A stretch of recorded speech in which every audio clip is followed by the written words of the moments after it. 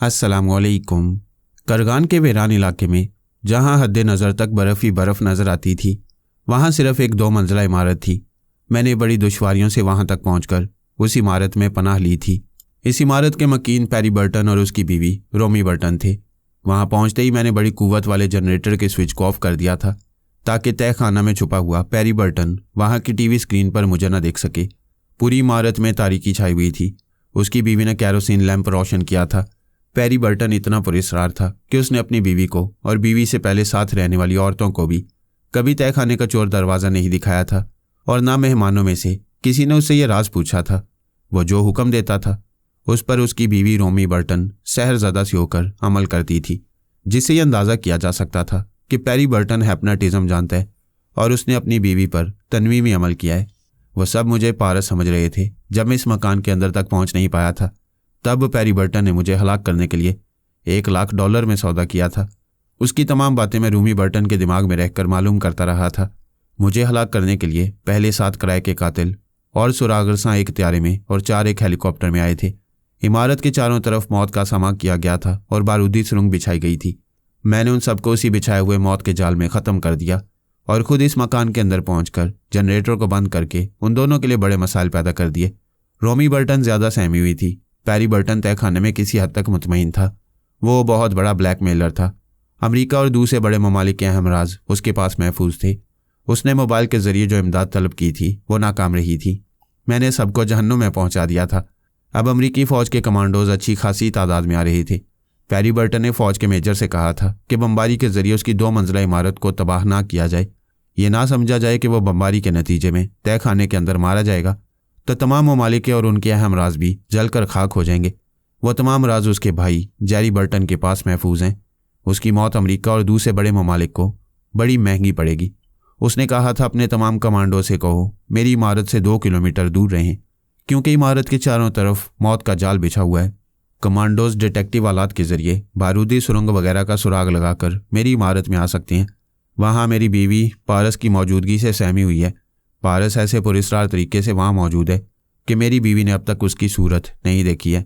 अमेरिकी फ़ौज के मेजर ने कहा, हो सकता है वहाँ पारस की मौजूदगी का शुबा हो, पारस खुद मौजूद ना हो।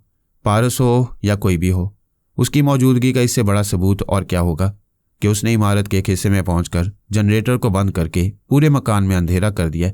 मैं तय खाने में मॉनिटर्स के ज़रिए ऊपर अपने मकान के अंदरूनी हिस्से और मकान के अतराफ़ के बैरूनी हिस्से देख सकता था।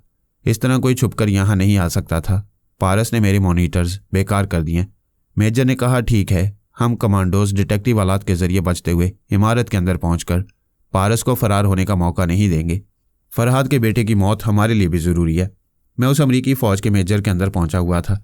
उनके तमाम मंसूबों को समझ रहा था। जब कई कमांडोज मुख्तलिफ त्यारों में बैठकर आने लगे तो मैंने मालूम किया हर त्यारे के कमांडोज का एक कमांडर था। वह कमांडर इमारत के अतराफ़ पहुँचने के बाद अपने अपने तौर पर अपने कमांडोज को लेकर इस इमारत में मुख्तलिफ रास्तों से दाखिल होंगे।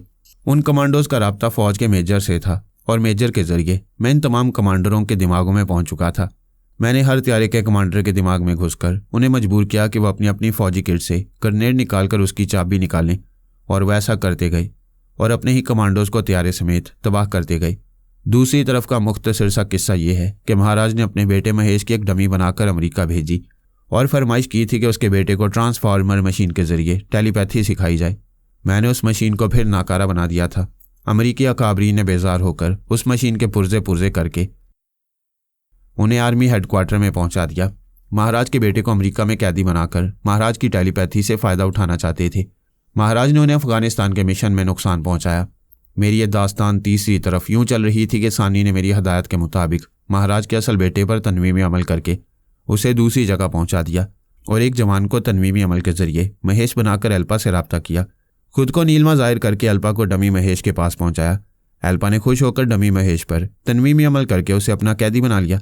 अब हमारी चालबाजियों का नतीजा ये निकला कि असल महेश सानी की कैद में था, दूसरा डमी महेश अमेरिका में और तीसरा महेश एल्पा की कैद में चला गया।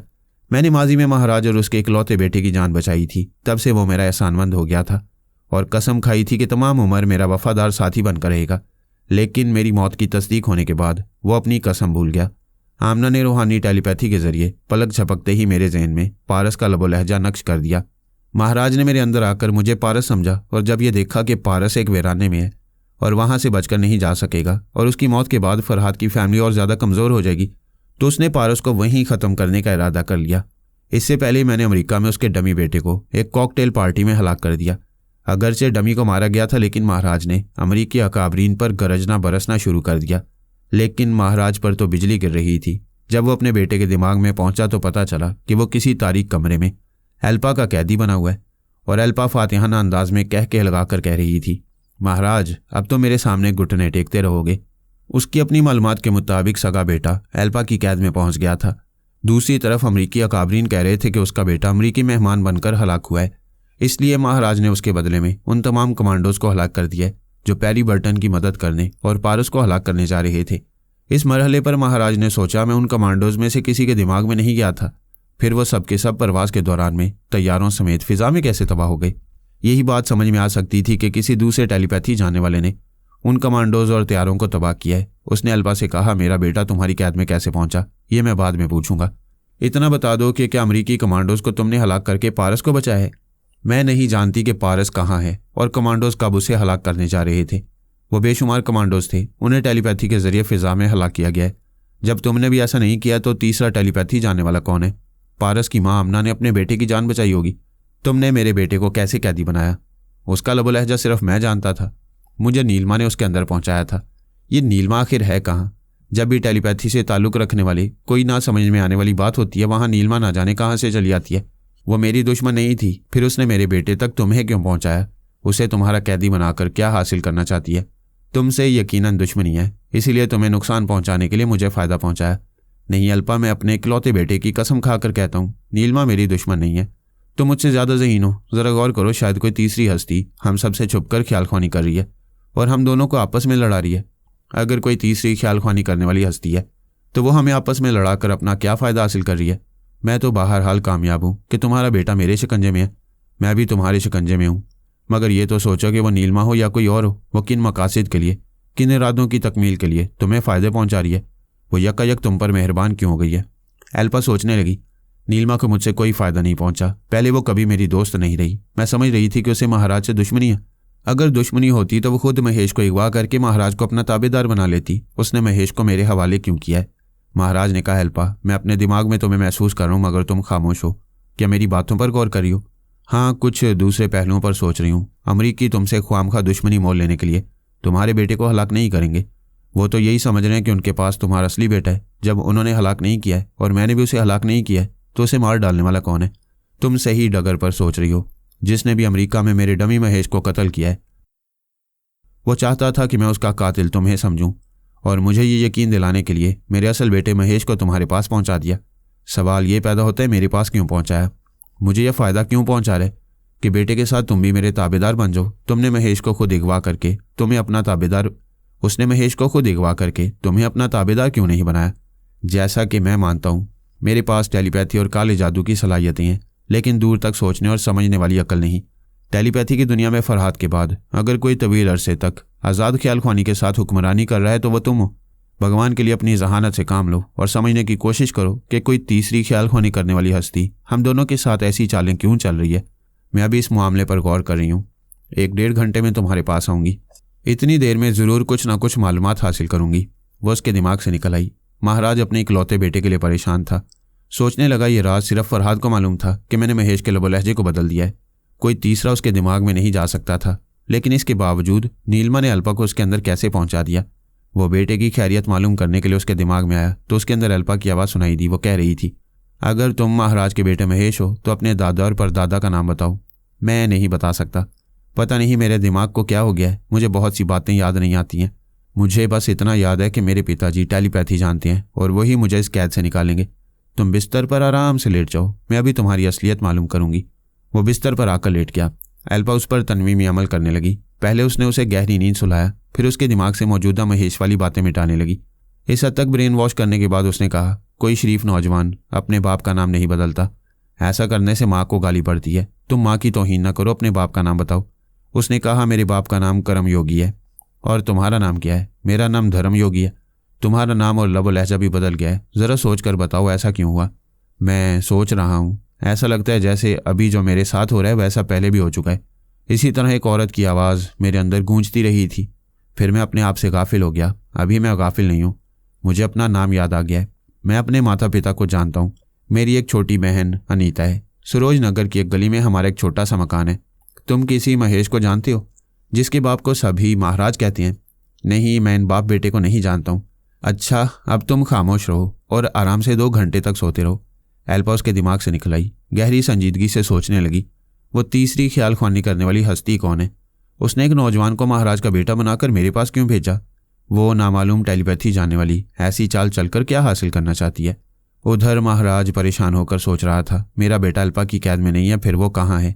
कौन उसे मुझसे छीन कर ले गया है? एल्पा उसके पास आई। वो बोली, तुम धर्म योगी को मेरा बेटा समझकर अमल कर रही थी। मैं उसके दिमाग में मौजूद था। हम दोनों को हकीकत मालूम हो गई है, मगर मैं परेशान हूँ कि मेरे बेटे को कौन ले गया, कहाँ ले गया? क्या आजकल तुम्हारी किसी से दुश्मनी है? फिलहाल अमरीकी मेरे दुश्मन है। एक डमी महेश को मेरा बेटा समझकर उन्होंने मुझे अपने दबाव में रखने की कोशिशें की थी। पारस कहाँ है? हाँ, याद आया। करगान के जुनूब में एक वीरान बर्फानी इलाके में एक 2 मंजिला इमारत है। उस इमारत का मालिक पैरी बर्टन नामी एक पुरस्कार शख्स है, जिसकी मदद अमेरिका और दूसरे बड़े ममालिक करते हैं। पारस उसी पैरी बर्टन की इमारत में छुपा हुआ है और पैरी बर्टन पारस से छुपने के लिए वहाँ एक तय खाने में इस बात का मुंतजिर है कि बड़ी ताकतें वहाँ पहुँचकर पारस को ख़त्म करेंगी तो वह तय खाने से बाहर आएगा। अब तक बड़े पैमाने पर सुराग रसां, किराए के कातिल, अमरीकी फौजी कमांडोज वहाँ गए, लेकिन सब के सब फना हो गए। इसमें हैरानी की बात यह है कि कमांडोज के त्यारे फिजा में ब्लास्ट हुए थे। ऐसा कोई टेलीपैथी जानने वाला ही कर सकता है। साफ जाहिर है कि पारस की पुश्त पर कोई ख्याल ख्वानी करने वाली हस्ती है और वही हस्ती तुम्हारे बेटे के सिलसिले में हम दोनों को उलझा रही है। क्या रूहानी टेलीपैथी जानने वाली आमना अपने बेटे की हिफाजत करी होगी? मैं ऐसा नहीं समझती। आमना रूहानी टेलीपैथी के जरिए हम दोनों की ख्याल ख्वानी की सलाहियतों को नाकारा बना सकती है। वैसी उलझी हुई चालें नहीं चलेगी। मैं यकीन से कह सकती हूँ कि वो गोशा नशीनी इख्तियार करने वाली किसी बुरे वक्त में घड़ी 2 घड़ी के लिए गोशा नशीनी से निकलकर अपनी औलाद की हिफाजत कर सकती है, मगर हम लोगों को उलझाने के लिए दुनियावी हथकंडे इस्तेमाल करके अपनी इबादत और रियाजत को नहीं छोड़ेगी। हो सकता है जो हम ना जानते हो वो पोरस जानता हो। मेरा ख्याल है उससे कुछ मालूम किया जाए। तुम उससे राब्ता करो, मैं तुम्हारे दिमाग में रहूंगी। महाराज ने ख्याल ख्वानी की परवाज की, फिर पोरस के पास पहुंचकर बोला, सांस ना रोकना, मैं महाराज हूँ। मैं सोच रहा था तुम मेरे पास आओगे, क्योंकि पहले मालूम हुआ तुम्हारे बेटे को अमेरिका में हलाक कर दिया गया। फिर पता चला कि तुम्हारा बेटा जिंदा और एल्पा की कैद में है।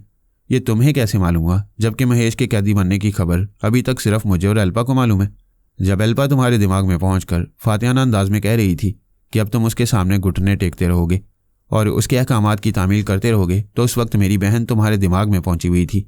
ये एल्पा और महाराज के लिए बड़ी हैरानी की बात थी कि पोरस की कोई बहन है और वो टेलीपैथी जानती है। महाराज ने ताज्जुब से पूछा, तुम्हारी कोई बहन है और वो टेलीपैथी जानती है? क्या तुम सच कह रहे हो? ये सच है। मेरी एक छोटी मासूम बहन है, उसका नाम सना है और उसके वालिद का नाम जलाल पाशा है। दोनों बाप बेटी टेलीपैथी जानते हैं। इस बार एल्पा ने कहा, पोरस, मैं महाराज के साथ मौजूद हूँ और 2 नए टेलीपैथी जानने वालों का जिक्र सुनकर हैरान हो रही हूँ। बाय गॉड, मुझे यकीन नहीं आ रहा। तुम्हें यकीन दिलाने के लिए मैं उन बाप बेटी को ख्याल ख्वानी का मुजाहरा करने की जहमत नहीं दूंगा, क्योंकि मेरी प्यारी बहन अभी सो रही है और अंकल जलाल पाशा कुछ बीमार हैं। कभी ज़रूरत होगी तो सना ख्याल ख्वानी के जरिए मेरे काम आएगी। कोई बात नहीं, वो बाप बेटी तुम्हारे किसी न किसी मामले में ख्याल ख्वानी करेंगे तो तुम्हारी सच्चाई साबित हो जाएगी। फिलहाल ये बताओ, क्या पारस से तुम्हारी दोस्ती हो गई है? ये ख्याल तुम्हारे दिमाग में क्यों आया?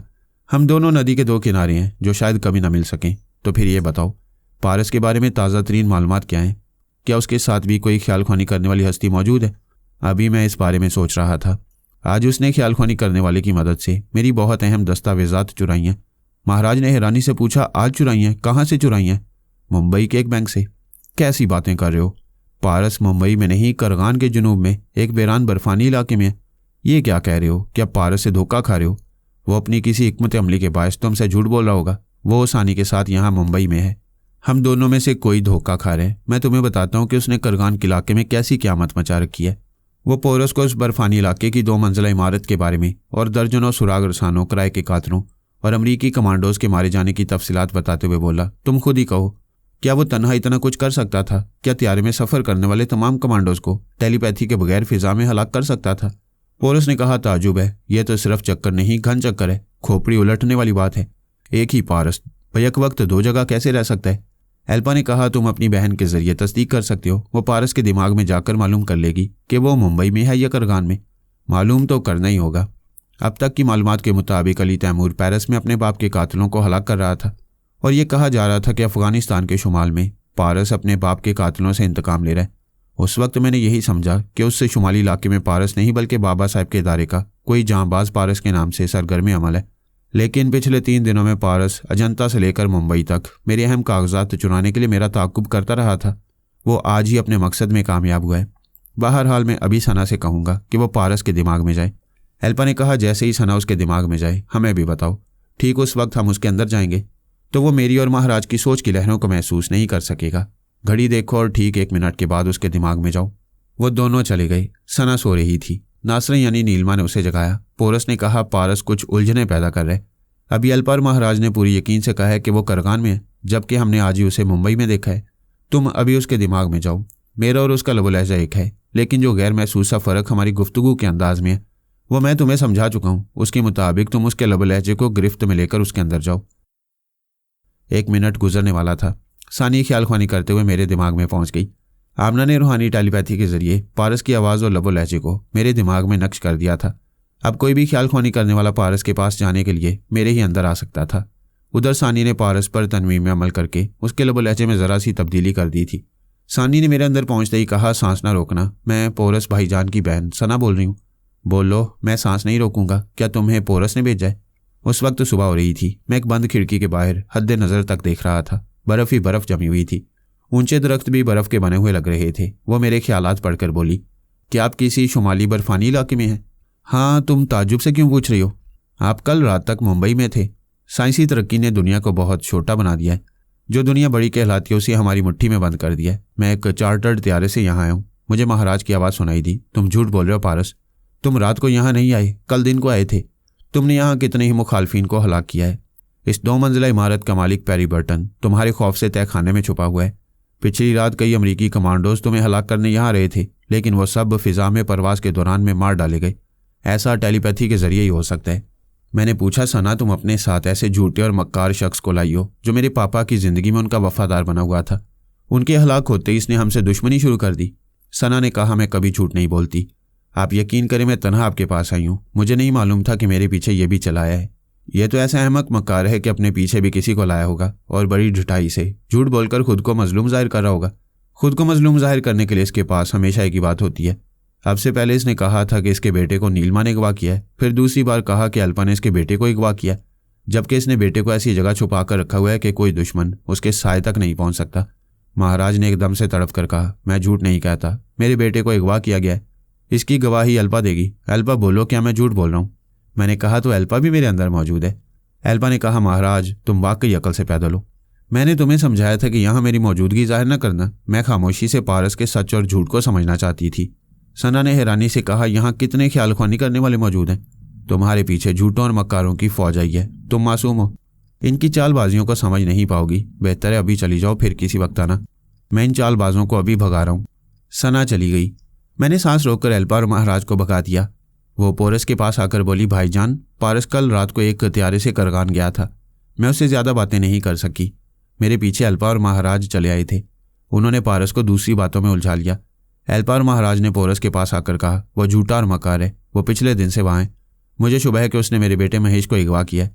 सना ने पूछा, तुम्हारे बेटे में ऐसी क्या बात है कि उसे कभी नीलमा, कभी अल्पा और कभी पारस वगैरह अगवा करते रहे हैं? क्या वो कोहिनूर हीरा है? अल्पा ने कहा, मैं नहीं जानती पहले ये सच कहता था या नहीं, लेकिन इस बार सचमुच इसके बेटे को अगवा किया गया है। सना ने कहा, मुझे उसका लबो लहजा बताओ, मैं उसके अंदर जाकर हकीकत मालूम करूंगी। अगवा करने वाले ने उसका लबो लहजा बदल दिया है। इतनी अकल मुझ में भी है कि बेटे के दिमाग में झांक कर सुराग लगाना चाहिए।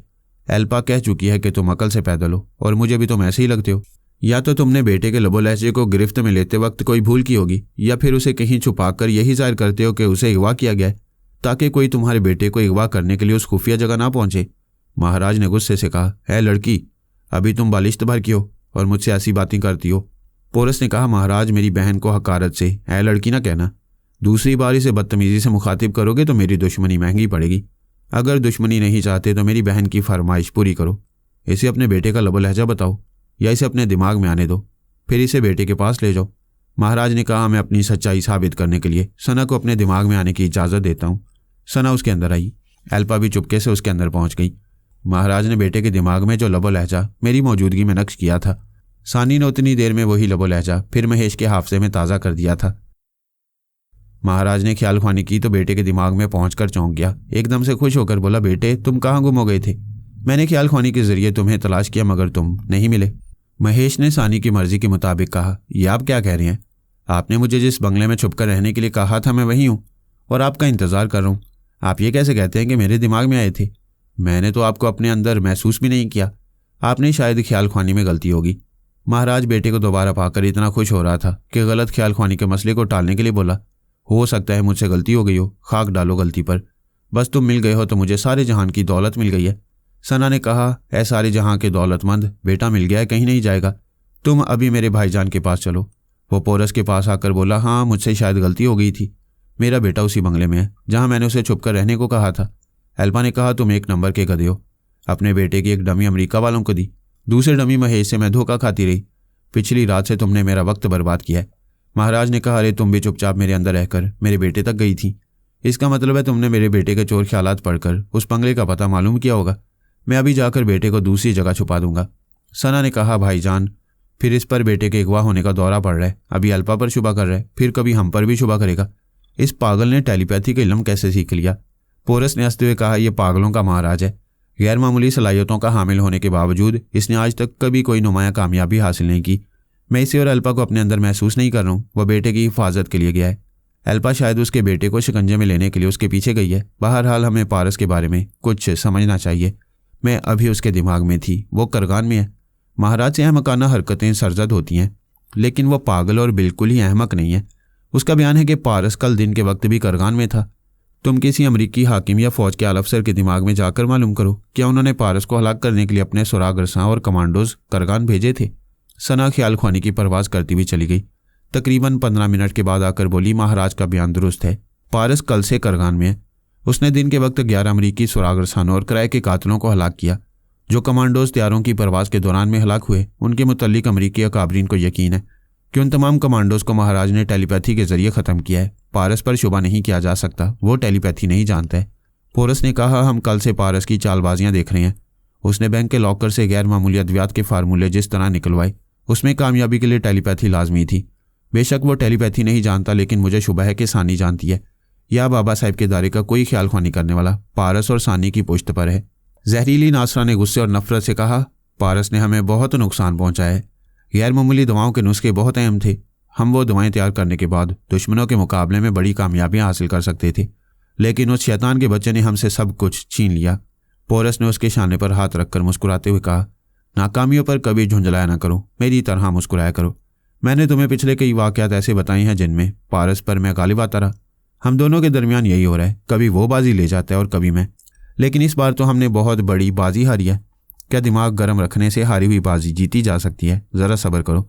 इस बात का यकीन करने दो कि पारस करगान में नहीं, यही मुंबई में है, और उसने गैर मामूली दवाओं के नुस्खे अभी तक बाबा साहब के दायरे में नहीं पहुंचाए हैं। अगर वो यहाँ हैं तो फिर मैं हर हाल में वो नुस्खे उससे छीन लाऊंगा। हम उसका पता ठिकाना नहीं जानते हैं, तुम उसके साय तक भी कैसे पहुँच पाओगे? वो बोला, नासरा, हम दोनों दुश्मनों में एक खूबी मुश्तरक है, और वो ये कि हम आला ज़रफ़ हैं। हम में से कोई बाजी हार जाए तो हम एक दूसरे को हारी हुई बाजी जीतने का एक मौका देते हैं। तुम देख लेना, पारस किसी न किसी बहाने मुझे उन नुस्खों को हासिल करने का मौका ज़रूर देगा। सानी ने कहा, भाईजान आप दोनों के दरमियान ये कैसी दुश्मनी है? दुश्मन को तो पूरी तरह कुचलने की कोशिशें की जाती हैं ताकि वह आइंदा सर न उठा सके, मगर हम जवाबी हमले करने का मौका देकर अपनी जहानत, हाजिर दिमागी और हिकमत अमली की गोया मशकें करते हैं। जब तक हम ये साबित नहीं करेंगे कि हम में से कौन शेर पर सवा शेर है, तब तक हमारे दरमियान दोस्ती नुमा दुश्मनी जारी रहेगी। दूसरे कमरे में फ़ोन की घंटी सुनाई दी। वहाँ सना का बाप जलाल पाशा लेटा हुआ था। वो एक गोली से जख्मी हुआ था, वो जख्म भर रहा था। उसे उम्मीद थी कि आजकल में वो भी ख्याल ख्वानी के काबिल हो जाएगा। उसने रिसीवर उठाकर सुना, फिर पोरस को आवाज़ दी, बेटे तुम्हारा फ़ोन है, कोई खातून तुमसे गुफ्तगू करना चाहती हैं।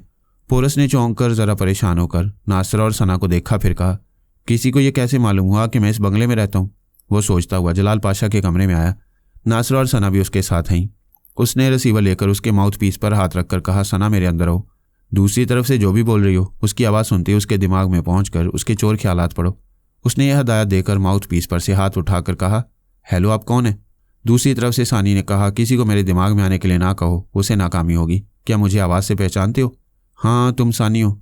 तुम्हारी आवाज़ पहचानते ही ये समझ गया हूँ कि इस फ़ोन नंबर के ज़रिए इस बंगले का पता भी तुम्हें और पारस को मालूम हो चुका है और अब पारस की कोशिश होगी कि मैं यहाँ से बाहर ना निकलने पाऊँ। ऐसी कोई बात नहीं है।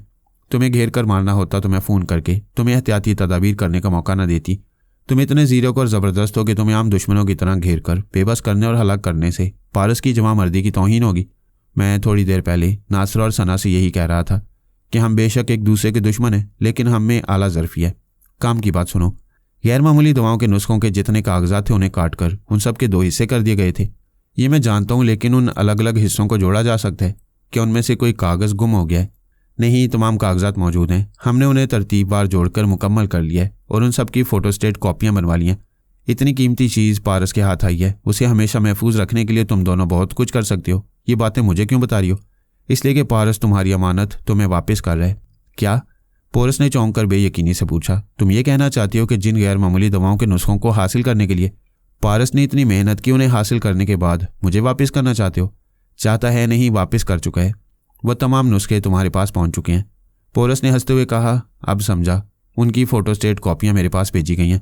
उन नुस्खों में जो मामूली सी तब्दीलियाँ की गई होंगी वो किसी माहिर तजुर्बेकार डॉक्टर की समझ में नहीं आएंगी। मैं उन फ़ोटोस्टेट कॉपियों के ज़रिए दवाएं बनाने में वक्त और दौलत सरफ करता रहूँगा और नाकाम होता रहूँगा। पोरस, तुम असली नुस्खों को यकीनन अच्छी तरह पहचानते होगे। बेशक मेरे आन जहानी उस्ताद ने मुझसे लिखवाया था। वह नुस्खे मेरी अपनी तहरीर में हैं। उसमें जो भी तब्दीली की जाएगी फ़ौरन पकड़ी जाएगी। उन नुस्खों को ऐसी रोशनाई से लिखा गया है जिसे किसी भी तदबीर से ना मिटाया जा सकता है और ना ही दोबारा वैसी रोशनाई तैयार करके उसमें एक नुक्ते का भी हेर फेर किया जा सकता है। तो फिर मुबारक हो, तुम्हारी अपनी तहरीर और गैर मामूली रोशनाई वाले नुस्खे तुम्हें वापस कर दिए गए हैं। अंकल जलाल पाशा के तकिए को उठाकर देखो, वहाँ उन नुस्खों का बड़ा सा लिफाफा मिलेगा। पोरस ने रिसीवर को एक तरफ रखकर जलाल पाशा के तकिए के नीचे एक बड़े से लिफाफे को देखा। इसे जल्दी से खोलकर कागजात निकाले, फिर एक एक कागज़ को देखते हुए कहने लगा, वाकई असली नुस्खे हैं। ये मेरे अपने हाथ की तहरीर है। तहरीर की नक्काली भी हो सकती है, लेकिन जिस केमिकल से ये रोशनाई तैयार की गई है उसका फार्मूला कोई नहीं जानता है। कागज़ भी वही 6 बरस पुराना है। वो एक एक कागज़ को देखकर तस्लीम कर रहा था कि पारस ने तमाम नुस्खे वापस करने में कोई फ्रॉड नहीं किया है।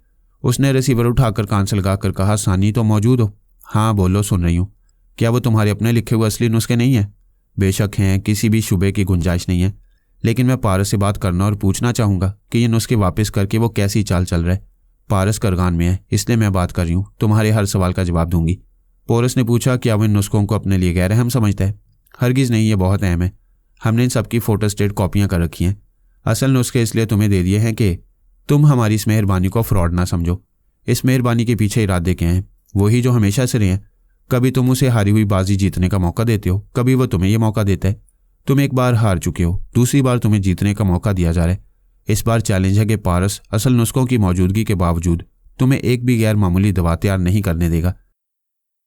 तुम दुनिया की जिस लेबॉर्ट्री में जाओगे, पाताल में और समुंदर की तह में भी जाओगे, तो वहां कोई दवा तैयार नहीं कर सकोगे। पोरस ने मुस्कुरा कर कहा, तुम्हारे शौहर मर्द का बच्चा है, लेकिन कुछ ज़्यादा ही खुशफहमी में मुब्तला हो गया है। पिछली बार मैं टेलीपैथी को ख़त्म करने वाली दवाएं बना चुका था, लेकिन उसने तमाम दवाएं चुरा ली थी और उस दवा के फार्मूले में तब्दीली कर दी। वो समझता है कि आइंदा भी ऐसा कर सकेगा। चलो ठीक है, मैं चैलेंज कबूल कर रहा हूँ। ये बहुत बड़ा चैलेंज है, लिहाजा मैं कुछ ज़्यादा वक्त लूँगा। तकरीबन 6 माह में ये तमाम दवाएं तैयार कर लूँगा और इन्हें सबसे पहले पारस पर आजमाऊँगा।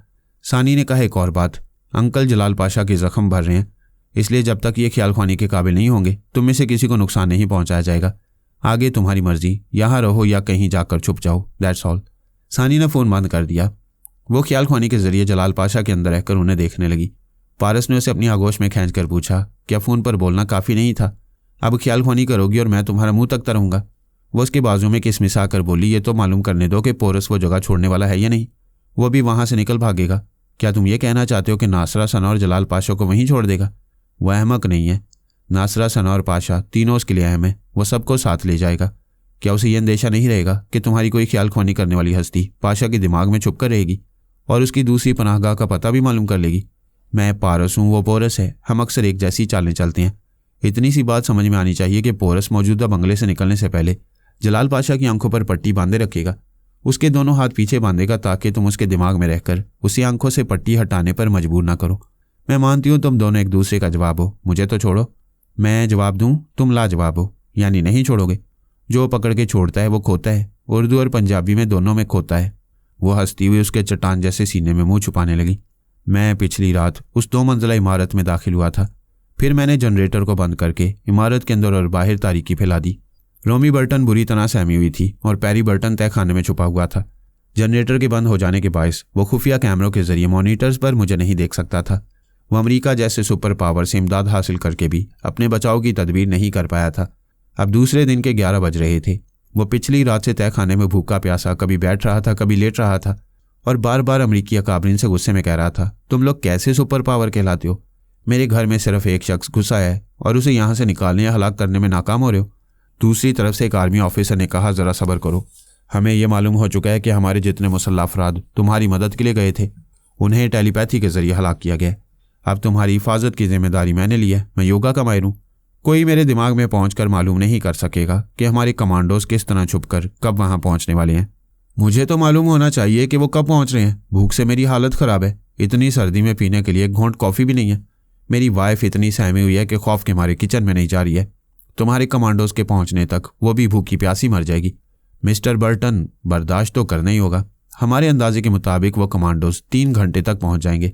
मैं नहीं जानता था कि पैरी बर्टन तहखाने में रहकर आर्मी ऑफिसर से क्या बातें कर रहे। मुझे रोमी बर्टन पर तरस आ रहा था। वो बेचारी भूख और खौफ से मर रही थी। अपने बेडरूम में कमलों के अंदर छुपी हुई थी। मैंने ख्याल ख्वानी के जरिए कहा, हेलो मिसेस बर्टन, मैं सिर्फ तुम्हारे मकान में ही नहीं तुम्हारे दिमाग में भी छुपा हुआ हूँ। वो खौफ से कांपते हुए रोने लगी। मैंने कहा, रोने से मुसीबत नहीं टलती। रोना बंद करो और मेरी बातों का जवाब दो। मरना चाहती हो या जिंदा रहना? मुझे मौत से डर लगता है। क्या जिंदा रहने के लिए मुझसे दोस्ती करोगी? वो हाँ के अंदाज में जल्दी जल्दी सर हिलाने लगी।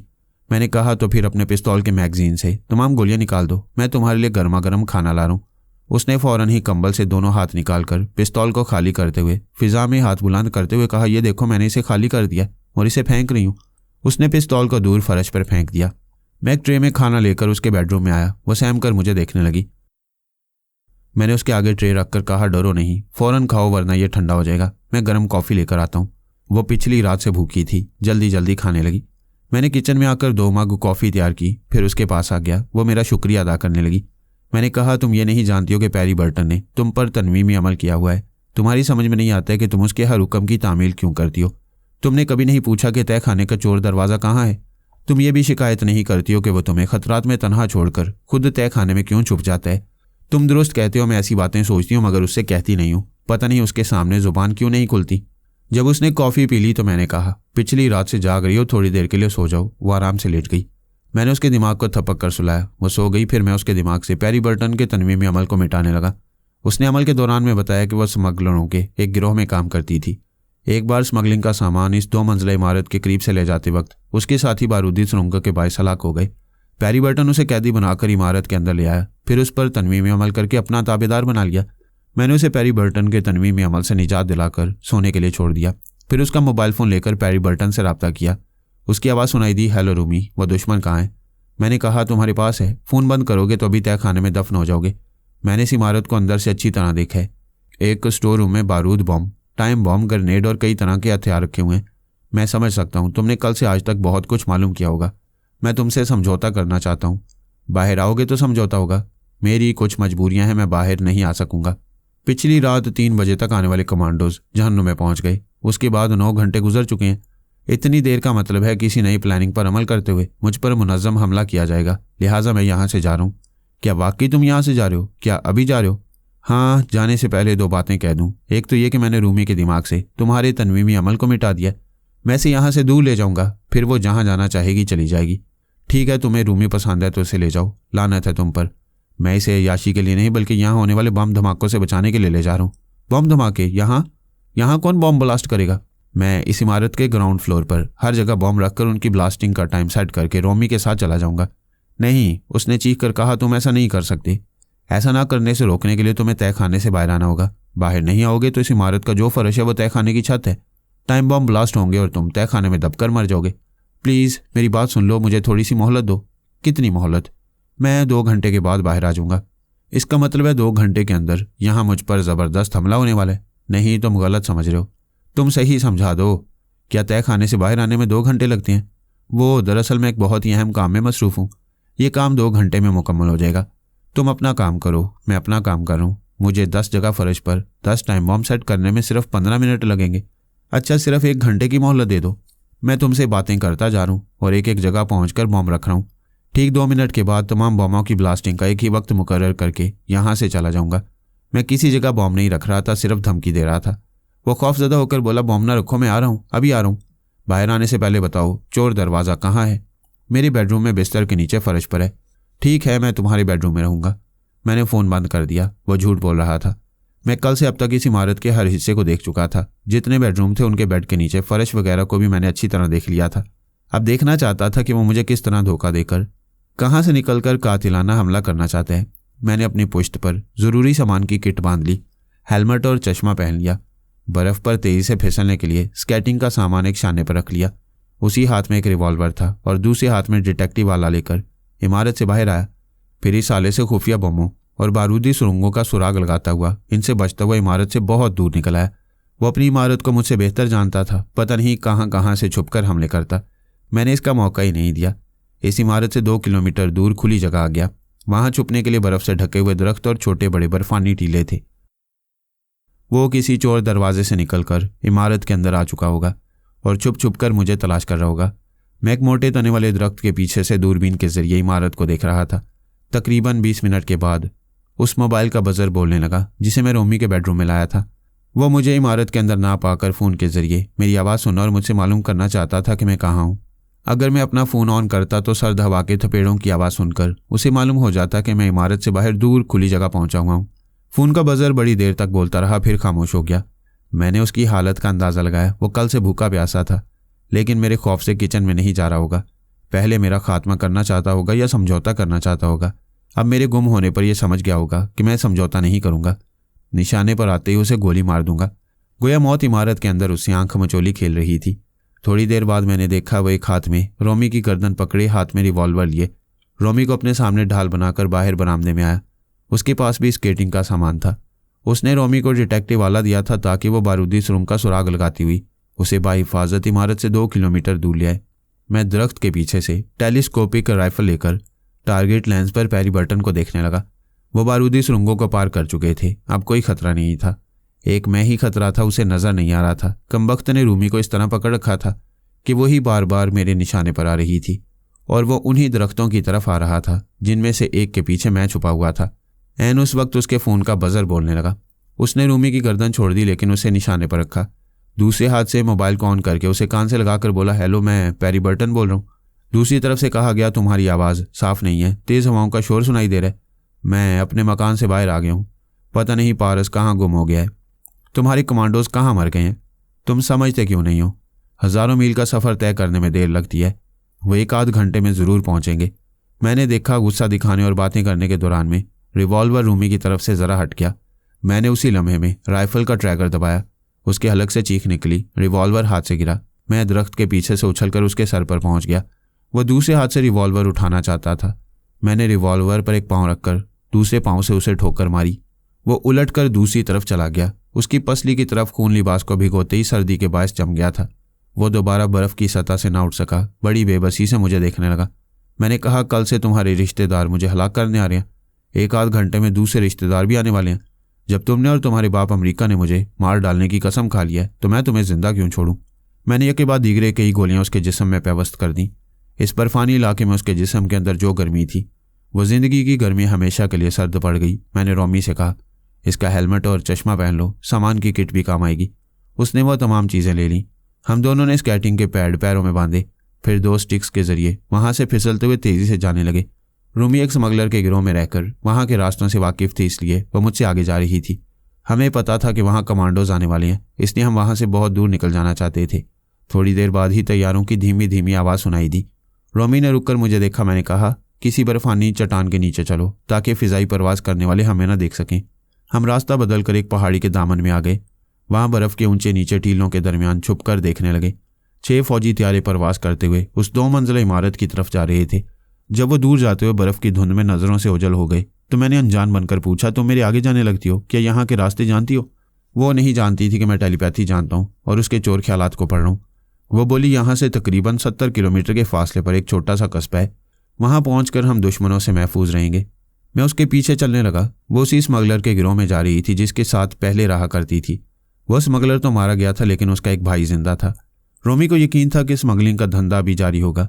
वो बज़ाहिर मेरी आसानमंद थी, लेकिन अंदर से खौफजदा थी। पिछली रात से देखती आ रही थी कि मैंने तन्हा दर्जनों दुश्मनों को मौत के घाट उतार दिया। फिर यह कि मैं तनवीमी अमल भी जानता हूँ। जब उसे प्यारी बर्टन के अमल से निजात दिला सकता हूँ तो उसे अपनी कनीज़ और ताबेदार बनाकर उसके अंदर ज़िंदगी बर्बाद कर सकता हूँ। वह सिर्फ अपने पुराने साथियों पर भरोसा करती थी, इसलिए मुझे उन्हीं के पास ले जा रही थी। मैंने रोमी को प्यारी बर्टन के तनवीमी अमल से निजात दिलाने के लिए उसका ब्रेन वॉश किया था। इस तरह प्यारी बर्टन का अमल मिट गया था, लेकिन मैं उस वक्त रोमी को अहमियत नहीं दे रहा था। फिर यह कि उस पर बाकायदा तनवीमी अमल करके उसके चोर ख्यालात पढ़ने का वक्त नहीं था। मेरा तजुर्बा कह रहा था कि बहुत जल्द मुझ पर मुनज़्ज़म हमला होने वाला है, इसलिए मैं प्यारी बर्टन को तय खाने से बाहर आने पर मजबूर करने में मसरूफ़ हो गया था। अब बर्फ़ की नाहमवार सतह पर तेज़ रफ्तारी से फिसलते हुए एक लंबा सफ़र तय करने के दौरान में रोमी के ख्यालात मुसलसल नहीं पड़ सकता था। फिलवक्त इतना मालूम किया था कि वो मुझे अपने स्मगलर साथियों के पास ले जा रही है। हम स्केटिंग पैड पर खड़े रहकर मुसलसल फिसलते हुए एक ऐसी जगह आए जहाँ 200-400 अफराद चंद मकानों में रहते थे। वहाँ के लोगों ने हमारे इस्तकबाल किया, हमारे लिए खाने और कॉफ़ी का इंतज़ाम किया। वो सब रूसी ज़ुबान बोल रहे थे। रोमी ने पूछा, तुम ये ज़ुबान जानते हो? मैं जानता था, लेकिन इनकार में सर हिलाकर बोला, मैं सिर्फ अंग्रेज़ी और फ्रांसीसी ज़ुबान जानता हूँ। यह शख्स अभी तुमसे क्या कह रहा था? मुझसे पूछ रहा था हम कहाँ से आए हैं और कहाँ जा रहे हैं। मैंने कहा है कि करगान से आ रहे हैं, अब कैकी टाउन जा रहे हैं। हम आतिशदान के सामने बैठे हुए थे। सर्द इलाके में हल्की हल्की गर्मी अच्छी लग रही थी। रोमी ने कहा, मेरा मोबाइल फ़ोन दे दो, मैं कैकी टाउन में अपने एक अजीज़ को इतला दूंगी कि अपने एक फ्रेंड के साथ आ रही हूँ, वह हमारी रिहाइशगाह का इंतज़ाम कर देगा। मैंने उसे मोबाइल फ़ोन देते हुए कहा, तुम पहले बातें कर लो, फिर मुझसे भी बात कराओ, ताकि वहाँ पहुँचने से पहले हमारी कुछ शनासाई हो जाए। मेरा वो अजीज़ सिर्फ रूसी ज़ुबान जानता है, तुमसे अंग्रेज़ी या किसी भी दूसरी ज़ुबान में गुफ्तगू नहीं कर सकेगा। मैंने मायूस होकर कहा, फिर तो मजबूरी है। कहीं ऐसा तो नहीं कि वहाँ के सभी लोग सिर्फ रूसी ज़ुबान जानते हो? मैं तो वहाँ गूंगा बनकर रह जाऊँगा। हंसते हुए बोली, ऐसी बात नहीं है, वहाँ के बाज़ लोग अंग्रेज़ी बोलते हैं। फिर मैं जो तुम्हारे साथ बोलती रहूँगी, तुम्हें गूंगा नहीं बनने दूंगी। उसने फ़ोन पर रब्ता किया, फिर रूसी ज़ुबान में बोली, मैं रूमी बोल रही हूँ। क्या इतने अरसे बाद मेरी आवाज़ सुनकर हैरान हो? मैंने उसके दिमाग में रहकर दूसरी तरफ की आवाज़ सुनी। एक शख्स बोल रहा था, रूमी ये तुम हो? इतने अरसे तक कहाँ रही हो और अभी कहाँ से बोल रही हो? मेरी दास्तान बहुत लंबी है। फ़ोन पर इतना ही कह सकती हूँ कि जिस 2 मंजिला इमारत के करीब स्मगलिंग का माल लेकर जाते वक्त तुम्हारा भाई और दूसरे साथी बारूदी सुरंग के जरिए हलाक हुए थे, उसी इमारत के मालिक प्यारी बर्टन ने मुझ पर तनवीमी अमल करके कैदी बनाया हुआ था। फिर तुम आज़ाद कैसे हो गई? वहाँ प्यारी बर्टन का एक दुश्मन पहुँच गया था, उसका नाम पारस है, मेरे साथ वहाँ आ रहा है। उसके सामने सिर्फ यही ज़ुबान बोलना, ये हमारी ज़ुबान नहीं जानता है। क्या तुम उसे लाना ज़रूरी समझती हो? हाँ, ये बहुत चालाक और दिलेर है। मैं चाहती हूँ तुम इसे अपने तौर पर आजमाओ। अगर यह हमारे स्मगलिंग के धंधे में साथ देगा तो इसकी जहानत और दलेरी से हमें बहुत फ़ायदा पहुँचेगा। दूसरी तरफ जो बोल रहा था उसका नाम एमॉन जोना था। मैं रोमी को छोड़कर उसके चोर ख्यालात पढ़ रहा था। मालूम हुआ कैकी टाउन में पहले एमॉन जोना का बड़ा भाई एक बेताज बादशाह था। उसकी मौत के बाद एमॉन जोना स्मगलरों का सरगना बन गया। वो कोई मामूली स्मगलर नहीं था। एटम बम बनाने के लिए यूरेनियम लाजमी होता है। उसे लीनिनग्राड में बड़ी हिफाजत से सख्त पहरे में रखा जाता है। लेकिन जुराइम की दुनिया में बड़े बड़े बाजीगर होते हैं, लाख पहरे के बावजूद किसी हद तक वहाँ से यूरेनियम स्मगल करते हैं। अगर यूरेनियम की कमी हो तो प्लैटिनम की कुछ ज़्यादा मिकदार से भी एटम बम तैयार किए जा सकती हैं। एमॉन जोना और उसके भाई ने कैकी टाउन में एक अंडरग्राउंड रीप्रोसेसिंग प्लांट कायम किया। दोनों भाई साइंसदान थे। यूरेनियम के इस्तेमाल के बाद जो उसका फुजला बाकी रह जाता था, वो दोनों भाई अपने प्लांट में उस फुजले से प्लैटिनम तैयार करते थे और उसे एशिया के कई ममालिक में स्मगल करते थे। एशिया में भारत एक ऐसा मुल्क है जो एटमी दौर में सबसे आगे रहकर इस खित्ते का सुपर पावर बनने की कोशिश में रहता है और अपनी इन मसरूफियात के जरिए पाकिस्तान को अपने दबाव में रखना चाहता है। एटमी ताकत बनने के लिए खासी मिकदार में यूरेनियम या प्लैटिनम लाजमी होता है और ये ऐसी नायाब चीज़ें हैं जो आलमी सतह के मुजरिमों से स्मगलिंग के जरिए ही हासिल होती हैं। एमॉन जोना के चोर ख्यालात से पता चला कि उसके रीप्रोसेसिंग प्लांट में जो प्लैटिनम तैयार होता है उसे आजकल स्मगल करके भारत पहुंचाने की कोशिशें की जा रही हैं। स्मगलिंग के लिए वही रास्ता मुख्तसर और महफूज था जहां प्यारी बर्टन रहा करता था। एमॉन जोना के कई आदमी वहां बारूदी सुरंग के जरिए हलाक हो गए थे। तब से आर्जी तौर पर स्मगलिंग रुक गई थी। इन स्मगलरों को करगान के बाद अफगानिस्तान से गुजरना पड़ता था। वहां तालिबान जब से फतूहात हासिल कर रहे थे तब से स्मगलिंग का माल वहां से लेकर गुजरना मुहाल हो रहा था। एक बार पाकिस्तान के शुमाली इलाके से काफ़ी मिकदार में यूरेनियम और प्लैटिनम को स्मगल करके भारत पहुंचाने के लिए बड़े ठोस इंतजाम किए गए। कस्टम और फौजी अफसरान को भारी रकमें देकर खरीदा गया, लेकिन जब वो माल पाकिस्तान में दाखिल हुआ तो बाजी पलट गई। पता चला कि जिन कस्टम अफसरान और पाकिस्तान के आर्मी अफसरान ने बड़ी रिश्वत ली थी वो महज एक ड्रामा था। उन खरीदे जाने वाले फौजियों ने ही पाकिस्तान में तमाम यूरेनियम और प्लैटिनम जब्त कर लिया। कई माह से एमोनजोना स्मगलिंग के सिलसिले में भारी नुकसान उठा रहा था। अब प्लानिंग की जा रही थी कि तिब्बत के रास्ते वो माल भारत पहुंचाया जाए।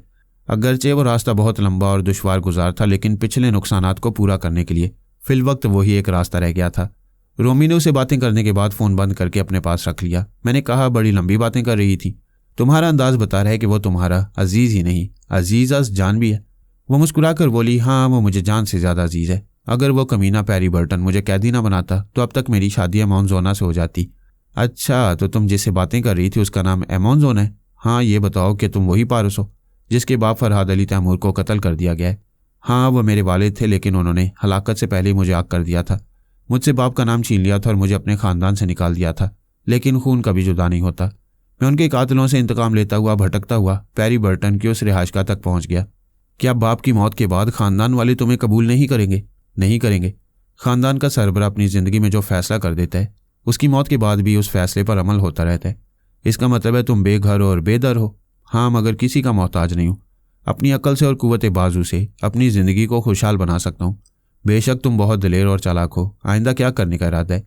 मैंने खुद को हालात के धारे पर छोड़ दिया है। आइंदा जहाँ दौलत कमाने का मौका मिलेगा वहीं डेरा डाल दूंगा।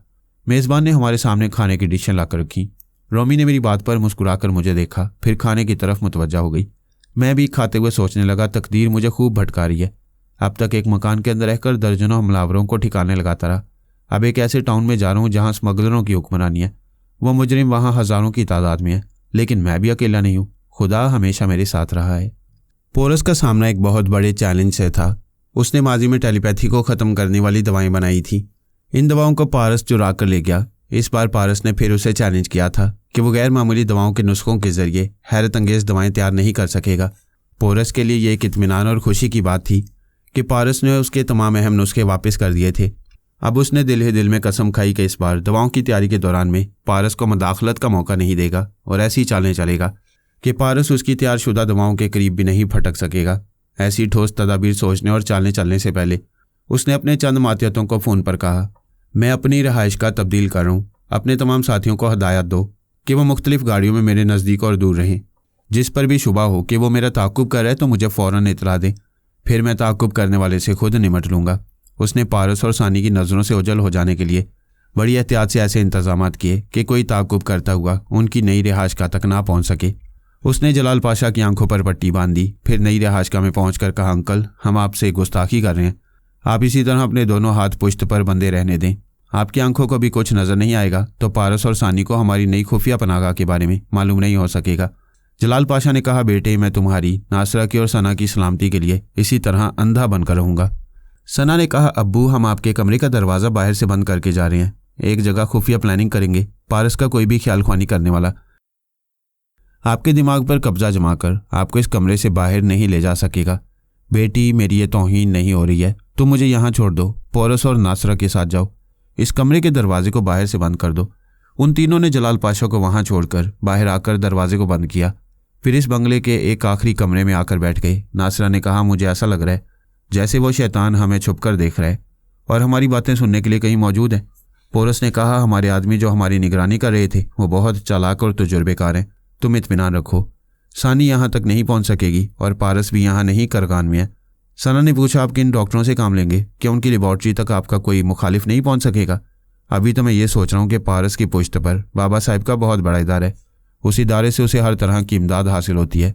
बुरे वक्त में उसे मुश्किलात से निकालने वाले दर्जनों जांबाज पहुँच जाते हैं। उसके मुकाबले में मैं तनहा हूँ। मैं उससे किसी तरह कम नहीं हूँ। कमी सिर्फ यह है कि मेरा अपना कोई फ़ाल अदारा नहीं है। मुझे भी उसकी तरह वसी ज़राए और बेहद इख्तियारात का मालिक बनना चाहिए। सना ने कहा, मेरे अब्बू ने मुरलीधर बांद्रे और उसकी बहन के साथ ऐसे ही एक मजबूत इदारा बनाने की कोशिश की थी, मगर हम नाकाम रहे। मुरलीधर बांद्रे और उसकी बहन खुदगर्ज थे। किसी बहुत बड़े इदारे को कायम रखने के लिए खुदगर्जी नहीं, कुशादा दिली की ज़रूरत होती है।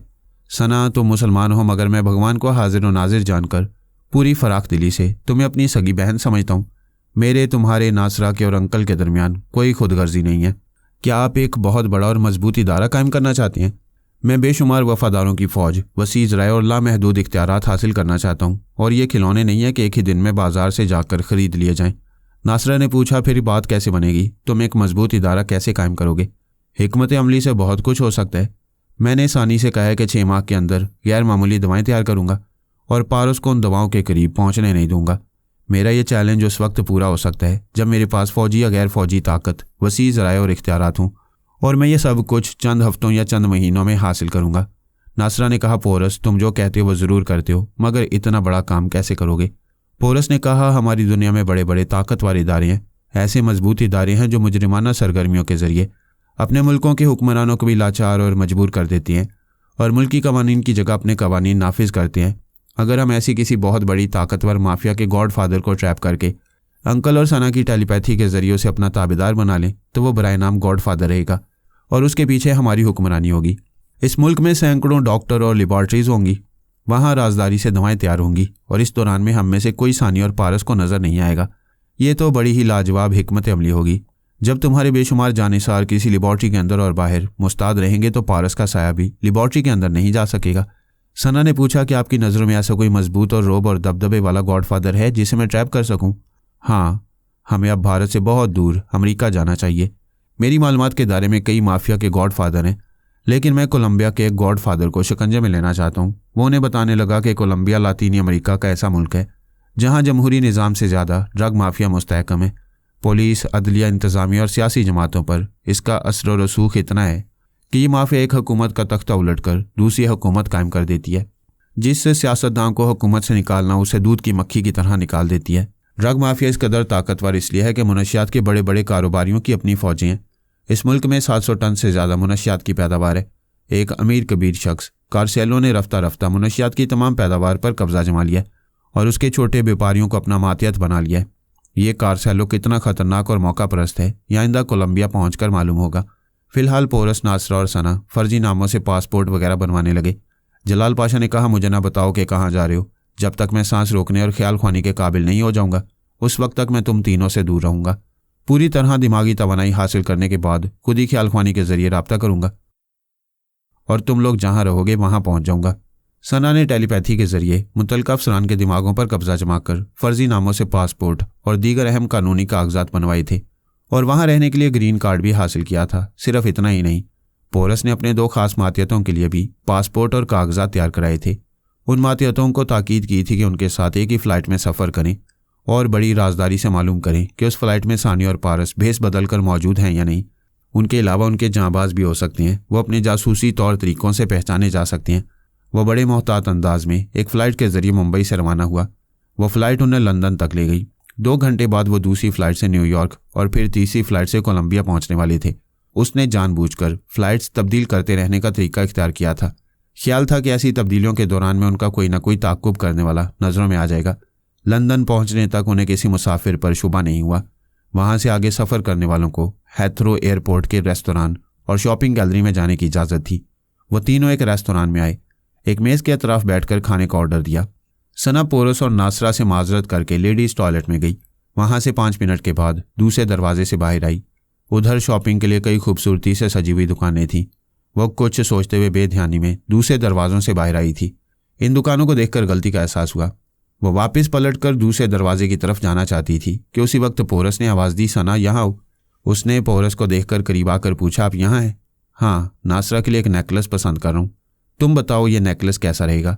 वो नेकलेस को हाथ में लेकर देखते हुए बोली, वंडरफुल, आपका इंतखाब अच्छा है, नासरा भाभी को पसंद आएगा।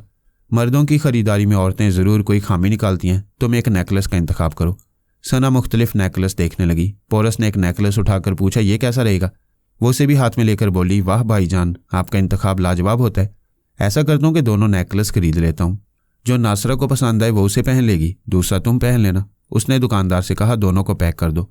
दुकानदार ने इन्हें पैक कर दिया। पोरस ने जेब से पाउंड्स के बड़े नोट निकालते हुए सना से कहा, तुम नेकलेस ले जाओ, नासरा अकेली होगी, मैं डॉलर्स में करेंसी तब्दील करके अभी आ रहा हूँ। वह दोनों नेकलेस के खूबसूरत डिब्बे लेकर वहां से चलते हुए बाथरूम की तरफ नहीं गई। दूसरी तरफ से घूमकर एक लंबा चक्कर काटकर मेज़ के करीब आई तो वहां नासरा और पोरस बैठे सैंडविचेस खाते हुए बातें कर रहे थे। वह हैरानी से अपनी कुर्सी पर बैठकर बोली, भाईजान, आप इतनी जल्दी मुझसे पहले पहुंच गए। नासरा ने पूछा, तुम्हारे भाईजान कहाँ गए थे कि यहाँ उनके जल्दी पहुंचने पर हैरान हो रही हो? अभी तो हम ज्वेलर्स की दुकान पर थे। क्यों भाईजान? पोरस ने उसे सोचती हुई नज़रों से देखा। वह डिब्बे खोलकर दोनों नेकलेस नासरा को दिखाते हुए कह रही थी, इसमें से आपको जो पसंद है उसे पहन लें, दूसरा मैं पहन लूंगी। पोरस फौरन ही उठकर तेजी से चलता हुआ शॉपिंग गैलरी की तरफ जाने लगा। सना ने नासरा से पूछा, ये अचानक उठकर कहाँ जा रहे हैं? सना, तुम चौंका देने वाली बातें कर रही हो। तुम्हारे भाईजान एक लम्हे के लिए भी उठकर मेरे सामने से नहीं गए और तुम कह रही हो कि उन्होंने ये 2 नेकलेस तुम्हें खरीद कर दिए हैं। सना ने हैरानी से कहा, ओ खुदाया, अब समझ में आ रहा है वो भाईजान नहीं थे, पारस था। वो बदमाश मुझे उल्लू बना कर गया है। वो दोनों उठकर वेटर को बिल और टिप देकर अपना मुख्तसर सा सामान उठाते हुए एक दूसरे से बोली, तुम उधर जाओ और आप इधर जाएं। वो दुश्मन अभी यहीं कहीं होगा। एक तेजी से बाहर गई, दूसरी ने वहीं रेस्तोरां के अंदर घूम घूम कर मतलूबा शख्स को देखा। वो नजर नहीं आया। वो भी रेस्तोरां से बाहर आई। वो तीनों मुख्तलिफ हिस्सों से गुजरते हुए पारस को तलाश कर रहे थे। फिर एक जगह सना उससे टकरा गई। उसे देखते ही पारस से चाकू निकाल कर कहा, यह महज फल काटने का छोटा सा चाकू है, लेकिन मैं तुम्हें जख्मी करके तुम्हारे दिमाग में पहुंचकर जल्जले पैदा कर सकती हूँ। पोरस ने एक कदम पीछे हटकर कहा, मेरी बहन, ऐसी गलती न करना। मैं पारस नहीं, तुम्हारा भाई पोरस हूँ। तुम दूसरी बार मुझे धोखा नहीं दे सकोगे। मैं पहली बार तुम्हारी आवाज़ और लबो लहजे से धोखा खा गई थी। सना, मैं चाहूँ तो पलक झपकते ही तुम्हारे हाथों से चाकू गिरा सकता हूँ। मुझे पहचानो, मैं तुम्हारा भाई हूँ। पीछे से नासरा ने बिल्कुल उसके करीब आकर कहा, तुम इसके हाथ से चाकू गिरा सकते हो, लेकिन मेरे जहर से कैसे बचोगे? जरा सी भी हरकत करोगे तो अपने दांत तुम्हारी गर्दन में पेवस्त कर दूंगी। वो परेशान होकर बोला, तुम भी मुझ पर शुबा कर रही हो। चलो, चेहरा ना सही, मेरे लिबास से पहचानो। ये पारस के लिबास से मुख्तलिफ होगा। सना ने कहा, तुम्हें ऐसा दूसरा लिबास पहनने में कितनी देर लगेगी? अगर तुम मेरे भाईजान हो और हमारे साथ सफ़र कर रहे हो तो अपना पासपोर्ट दिखाओ। हाँ, ये तुमने दानिशमंदी की बात की है। पोरस ने जेब से पासपोर्ट निकाल कर दिखाया। सना ने पोरस का नाम, उसकी वल्दियत और सफ़र करने की तारीख की मोहर वगैरह देखने के बाद मुस्कुरा कर कहा, सॉरी भाईजान, उससे शैतान की वजह से हमने आप पर शुबा किया। कोई बात नहीं, तुम दोनों होशियार रहो। वो चालबाज इसी तरह खेली खेल में कोई बड़ा नुकसान पहुंचा सकता है। जहाज़ की रवानगी का वक्त हो रहा था। वो तीनों शॉपिंग गैलरी और विजिटिंग रूम से गुजरकर जहाज़ में आकर अपनी सीटों पर बैठ गए। सना ने पोरस से कहा, मैंने पहली बार धोखा खाया है। क्या उसमें और आप में ज़रा सा भी फ़र्क नहीं है? फ़र्क है, मगर वो चालबाज धोखा देने के लिए उस फ़र्क को मिटा देता है। मैं फ़िलहाल ये समझने की कोशिश कर रहा हूँ कि वो लंदन कैसे पहुँच गया। क्या वो जानता है कि हम कहाँ जा रहे हैं और क्यों जा रहे हैं? सना ने कहा, भाईजान, एक बात और समझ नहीं आ रही। उसने परसों मुंबई में हमसे वो नुस्खे छीन लिए थे। सुबह मालूम हुआ कि वो एशिया के शुमाली इलाके में है। यानी वो कल करगान में था, आज लंदन पहुंच गया। क्या ये हैरानी की बात नहीं है? जबकि मैंने ख्याल ख्वानी के जरिए एक अमरीकी आर्मी ऑफिसर के चोर ख्यालात से मालूम किया था कि वो करगान में कमांडोज वगैरह से जंग में मसरूफ़ है। पोरस ने कहा, कोई ज़बरदस्त चालबाजी है। वो इतनी जल्दी अमरीकी कमांडो से निमटकर उस वेरान बर्फानी इलाके से लंदन नहीं पहुँच सकता। अगर अभी हमने उसे लंदन में देखा है तो करगान में कोई बहरूपिया पारस बाबा साहब के दायरे से जाकर वहाँ सरगर्मियाँ दिखा रहा है। लेकिन ऐसा क्यों किया जा रहा है? जगह जगह पारस की मौजूदगी क्यों जाहिर की जा रही है? इस हिकमत अमली के पीछे कोई गहरा राज है। नासरा ने कहा, इस पहलू पर गौर करो कि उसने हमें लंदन में देखा है। क्या उसे हमारी अगली मंजिल का भी पता है? यही मैं सोच रहा हूँ। हम तीनों के सिवा किसी को हमारे मंसूबे का इल्म नहीं। हमारे 2 मातियत जो हमारे हमसफ़र हैं, उन्हें इतना मालूम है कि हम न्यूयॉर्क जा रहे हैं। वहाँ से आगे की मंजिल का इल्म उन्हें भी नहीं है। सना ने कहा, पारस का कोई टेलीपैथी जानने वाला हम तीनों में से किसी के दिमाग में पहुंचकर हमारे मंसूबे को मालूम नहीं कर सकता। और मुंबई में अब्बू को हमारे मंसूबे का इल्म नहीं है। मैं भी यकीन से यही समझता हूँ। पारस किसी अहम मामले में लंदन आया होगा, फिर वो इत्तफाकन हमें एयरपोर्ट पर देखकर यह तासुर देने की कोशिश कर रहा है कि उसे हमारी मंजिल और मंसूबे का इल्म है। बहरहाल अभी मंजिल दूर है। मैं देखूंगा कि लंदन में उसका नजर आना महज इत्तफाक है या वो हमारा ताक़ुब कर रहा है। सना ने कहा, मैं अभी आपके दोनों मातियतों से पूछ रही थी कि उन्होंने वहाँ पारस की मौजूदगी का नोटिस क्यों नहीं लिया। एक कह रहा था वो रेस्तोरां में दूर मौजूद था और आपको नासरा भाभी के साथ देख रहा था। दूसरा सिगरेट खरीदने गया था। उसने आपको मेरे साथ ज्वेलर्स की दुकान में देखा था। जब मैं दोनों नेकलेस लेकर आपके पास आई तो दूसरा मातियत सिगरेट के कश लगाता हुआ आपके पीछे यानी पारस के पीछे जाने लगा। वो समझ रहा था कि आप हैं। एयरपोर्ट के उस हिस्से में सिर्फ मुसाफिरों को खाने पीने और शॉपिंग करने की इजाज़त थी। जब पारस ममनुआ दरवाजे से बाहर जाने लगा तो वहाँ खड़े हुए अफसर ने उसे बाहर जाने से नहीं रोका। वो उसके पीछे जाने लगा तो अफसर ने उसे रोककर कहा, जहाज़ से उतरने वाले मुसाफिरों को इस हिस्से से बाहर जाने की इजाज़त नहीं है। मातियत ने कहा, लेकिन अभी मेरे बॉस बाहर गए हैं और आपने उन्हें जाने की इजाज़त दे दी। अफसर ने घूरकर कहा, क्यों झूठ बोलते हो? अभी यहाँ से कोई बाहर नहीं गया। हम कानून के मुताबिक रॉयल फैमिली को भी यहाँ से गुजरने नहीं देते। मातियत की समझ में आया कि मैंने आपके बाहर जाते वक्त उस अफसर को गायब दिमाग किया होगा और आपके बाहर जाने में कोई मसलियत होगी। आप अभी वापस आ जाएंगे। जब वो घूमता फिरता हुआ वापस आया तो हम तीनों को उस जगह पाया जहां हम आप पर पारस होने का शुबा कर रहे थे। उसने यही समझा कि आप किसी खास मकसद से बाहर जाकर वापस आ गए हैं। सना की रिपोर्ट सुनकर नासरा ने कहा, जब हम उन दोनों के हमशक्ल होने से धोखा खा गए थे तो वह बेचारा कैसे धोखा न खाता। पोरस ने कहा, उस मातियत के ताक़ुब करने से इतना तो मालूम हो गया कि पारस इस जहाज़ का मुसाफिर नहीं है और ना ही हमारी अगली मंजिल को जानता है। जब वो ममनुआ रास्ते से बाहर जा रहा था तो उसके किसी ख्याल ख्वानी करने वाले ने वहाँ खड़े हुए अफसर को गायब दिमाग बना दिया था। नासरा ने पूछा, ये सोचो कि वहाँ वो क्यों आया था? क्या मुझे और सना को नेकलेस देने के लिए? सना ने कहा, मैं तो ये नेकलेस नहीं पहनूंगी। तुम्हारे नेकलेस ना पहनने से पारस के लिए क्या फ़र्क पड़ेगा? वो बड़ी खामोशी से मुझे चैलेंज कर गया है कि जब चाहे मेरे करीब से गुजर सकता है। ये भी तो चैलेंज हो सकता है कि जिस गले में नेकलेस पहना सकता है उस गले को काट भी सकता है। ऐसी बात ना सोचो, उसकी दुश्मनी मुझसे है। वो कभी तुम दोनों को नुकसान नहीं पहुंचाएगा। तुम दोनों को नेकलेस पहनना चाहिए। उसे मालूम होना चाहिए कि मैंने दुश्मन के तोहफों को फराख दिली से कबूल किया है। नेकलेस पहनने से क्या होगा? वो यहाँ देखने के लिए नहीं है। न्यूयॉर्क पहुँचने के बाद पहन लेना। मेरे दिमाग में ये बात चुभ रही है कि वो अमेरिका में हमारे करीब होगा। सफ़र के दौरान में पारस उन तीनों के जहनों पर एक आसेब की तरह मुसल्लत रहा और तमाम वक्त उनकी गुफ्तगू का मौजू बना रहा। न्यूयॉर्क पहुंचकर वो तीनों बड़ी मोहतात नज़रों से तमाम मुसाफिरों को और मुसाफिरों के इस्तकबाल के लिए आने वालों को देखते रहे, लेकिन किसी पर पारस होने का शुबा न हुआ। पोरस ने कहा, नासरा, हमें न्यूयॉर्क में रहकर 2-4 रोज़ खूब तफरी करने के दौरान में उसकी तरफ से मोहतात रहना चाहिए। शायद हम उसे किसी बहरूप में पहचान लें। उन्होंने एक 5 स्टार होटल में 2 स्वीट लिए, एक सना के लिए, दूसरा अपने और नासरा के लिए। दोनों मातियत भी वहाँ एक कमरे में रहे। पोरस ने कहा, सना, तुमने ड्रग माफिया के गॉडफादर कार्सेलो की तस्वीरें भी देखी हैं और टीवी स्क्रीन पर उसकी तकरीर भी सुनी है। वह शराब पीता है, तुम्हारी ख्याल ख्वानी की लहरों को महसूस नहीं करेगा। तुम अपने स्वीट में रहकर बड़े इत्मीनान से उसकी पूरी हिस्ट्री, उसके तमाम कारोबार और उसकी मुख्तलिफ लाइन्स ऑफ एक्शन को समझती रहो। नासरा ने कहा, मुझे उम्मीद है कि अंकल पाशा आजकल में दिमागी तवानाई हासिल करते ही ख्याल ख्वानी करने लगेंगे, फिर हमसे रब्ता करके यहाँ आ जाएंगे। सना पहले 2 बार गॉडफादर कार्सेलो के दिमाग में जाकर काफ़ी मालूमात हासिल कर चुकी थी। कोई हुकूमत, दौलत, फौज और सियासी हिकमत अमली के बगैर नहीं चलती। कोलंबिया में तेल, कॉफ़ी, सोना और सनती अशिया बरामद करके दौलत कमाई जाती है, लेकिन मुनशियात की तजारत के ज़रिए कार्सेलो उनसे ज़्यादा दौलत कमाता है। यहाँ के तकरीबन 13 इलाकों में दूर दूर तक अफ्यून की काश्त होती है। काश्त वाले हर इलाके में जदीद किस्म की लेबॉर्ट्री हैं जिनमें हेरोइन और कोकेन तैयार की जाती है। गॉडफादर कार्सेलो की दौलत का अंदाज़ा यूँ लगाया जा सकता है कि वह हर साल 700 टन कोकेन, 5 टन हेरोइन और 5000 टन चरस स्मगल करता है। दर्जनों जजों, पुलिस, अखबारात के सहाफ़ियों को ख़रीदता है। इंतज़ामिया पर हावी रहकर रेडियो और टीवी जैसे मीडियाज़ के ज़रिए खुद को मुहिब वतन और कौम का हमदर्द ज़ाहिर करता है। जो सियासतदान इक़्तिदार में आकर मुनशियात के ख़िलाफ़ कार्रवाई करना चाहते हैं, उसे या तो सियासी हिकमत अमली से इक़्तिदार की कुर्सी से गिरा देता है या फिर उसे कत्ल करा देता है।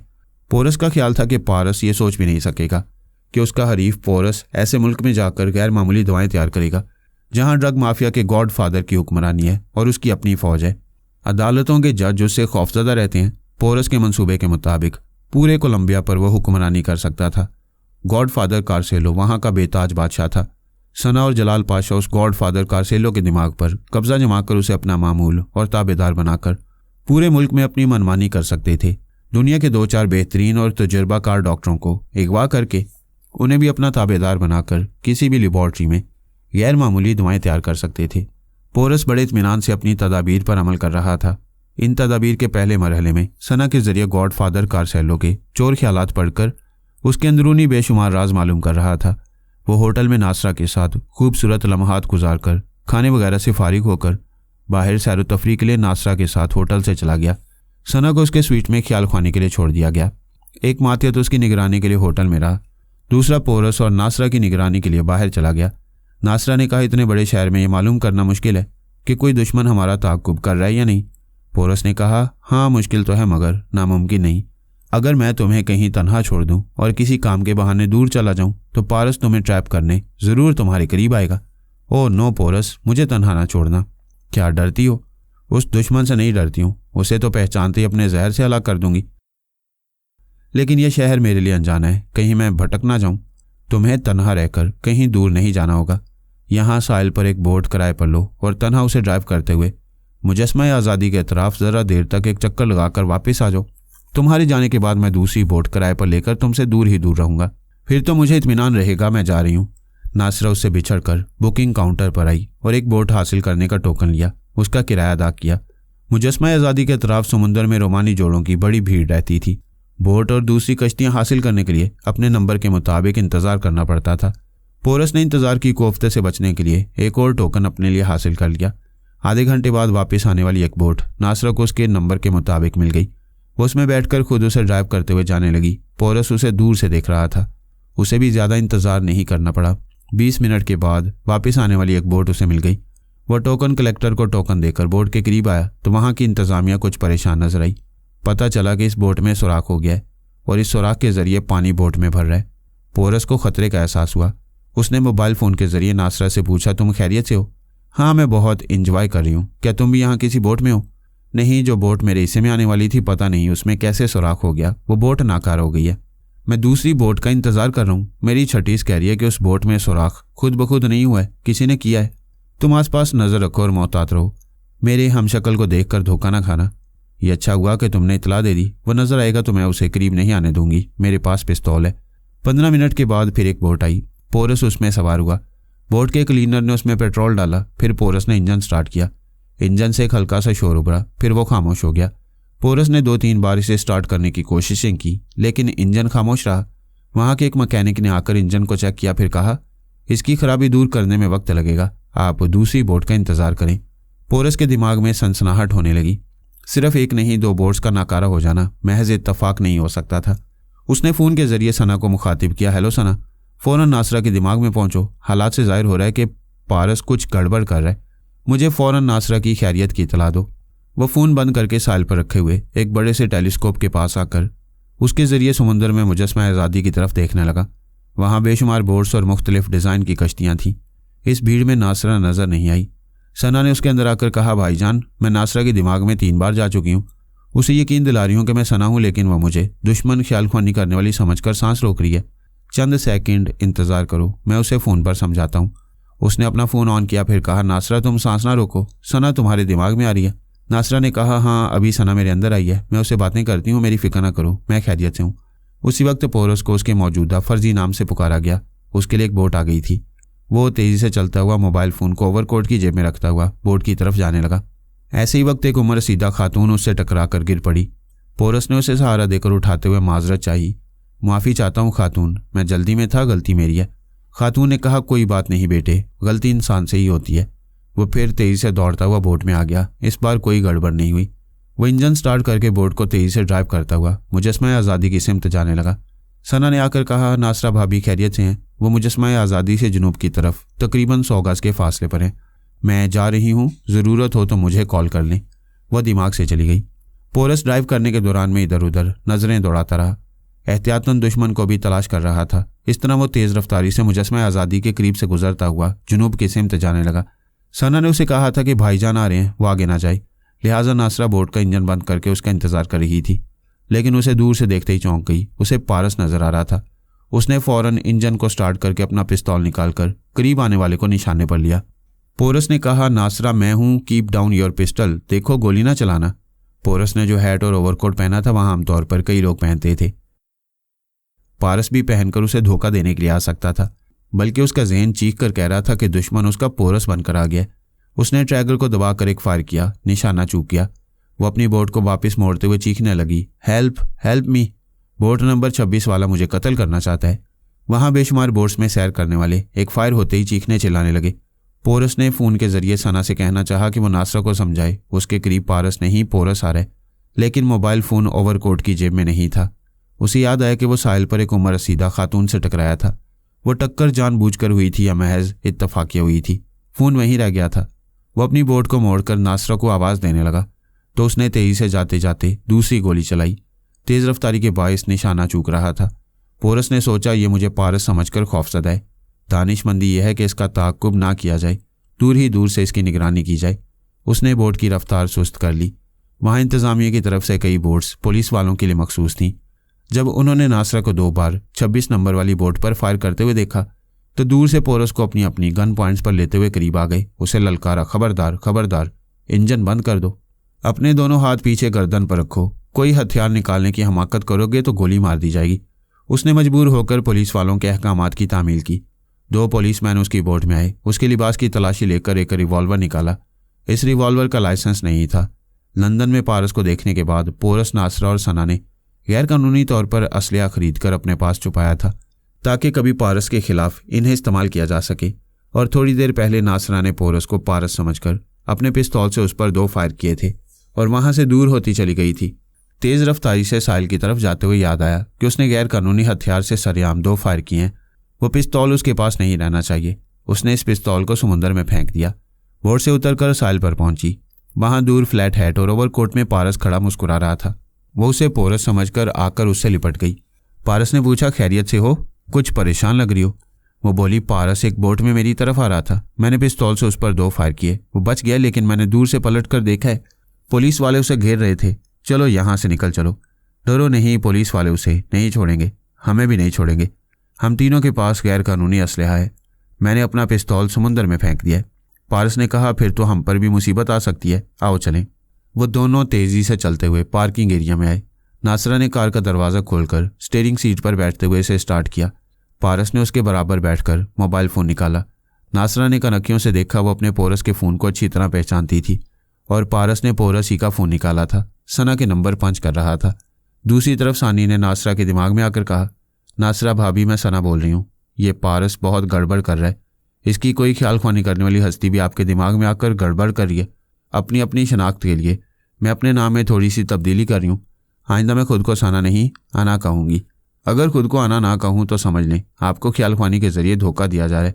उधर पारस ने ठहर ठहर कर गलत नंबर पंच करने के बाद यूं ही कहा, हेलो सना, क्या तुमने ख्याल ख्वानी के जरिए नासरा को समझा दिया है कि तुम खुद को सना नहीं अना कहोगी? हूँ, शाबाश। वो फ़ोन बंद करके नासरा से बोली, क्या अभी सना आई थी? नासरा ने कहा, अब उसे सना नहीं आना कहो। नहीं नासरा, वो सिर्फ तुम्हारे दिमाग में आकर खुद को आना कहेगी। हम रूबरू से सना ही कहा करेंगे। मेरा ख्याल है हमें वो होटल छोड़ देना चाहिए। पुलिस वाले वहाँ पहुँचकर मालूम कर सकती हैं कि हम यहाँ फर्जी नामों से पासपोर्ट बनवा कर आए हैं। मैं अभी सना से कहता हूँ। उसने इस बार सही नंबर पंच करके कहा, सना, मैं तुम्हारी भाभी को लेकर पर्ल होटल में जाऊँगा, लेकिन उससे पहले हम दोनों अपने चेहरों पर आर्जी तब्दीलियाँ कर लेंगे। तुम भी ऐसा ही करके पर्ल होटल आओ। वह ज़रा देर चुप रहा। नासरा की नज़रें बचाकर फ़ोन को बंद करके बोला, हाँ, तुम्हारा चेहरा भी तब्दील हो जाएगा तो हम तुम्हें कैसे पहचानेंगे? बड़ी मामूली सी बात है। तुम मेरे और नासरा के दिमाग में अपना नाम अना बताओगी तो आसानी से पहचान लेंगे। हम अपने पासपोर्ट फेंक रहे हैं, तुम भी फेंक दो। सामान की परवाह ना करो, सब वहीं छोड़ दो। हम दूसरा सामान खरीद लेंगे। हाँ, हमारे मोबाइल फ़ोन के ज़रिए भी हमें ट्रेस किया जा सकता है। इसे भी होटल में छोड़ दो। पारस ने फ़ोन को ऑफ करके कहा, अगर तुम पारस से खौफजदा होकर पिस्तौल से फायर ना करती तो पुलिस वालों की नज़रों में ना आती। अब हमें अपने बहुत से प्रोग्रामों में तब्दीलियां करनी होंगी। फिलहाल अपना मोबाइल फ़ोन फेंक दो। पारस ने पोरस का वो मोबाइल फ़ोन कार की खिड़की से बाहर फेंक दिया। नासरा ने भी यही किया। पारस ने कहा, हम चेहरे तब्दील करने के बाद सना की टेलीपैथी के जरिए दूसरे सरकारी कागजात तैयार कराएंगे और नए मोबाइल फ़ोन खरीद लेंगे। उधर पोरस पुलिस वालों की हिरासत में साहिल पर आया। पुलिस वालों ने वहां के अमले से पूछा, 18 नंबर बोर्ड पर जो खातून आई थी वो कहाँ गई है? टोकन कलेक्टर ने कहा, वो अपने एक साथी के साथ पार्किंग एरिया की तरफ गई है। पोरस ने कहा, इंस्पेक्टर, वो मेरी वाइफ का साथी नहीं, दुश्मन है। प्लीज़ जल्दी पार्किंग एरिया में चलें। उन्होंने पार्किंग एरिया में आकर देखा। पिस्तौल से फायर करने वाली औरत नज़र नहीं आई। इंस्पेक्टर ने पूछा, अगर वो तुम्हारी वाइफ थी तो दूसरे के साथ क्यों चली गई? तुम पुलिस स्टेशन चलो, हम उस औरत को भी ढूंढ निकालेंगे। पोरस बड़ी शराफत के साथ उनकी हिरासत में जाने लगा।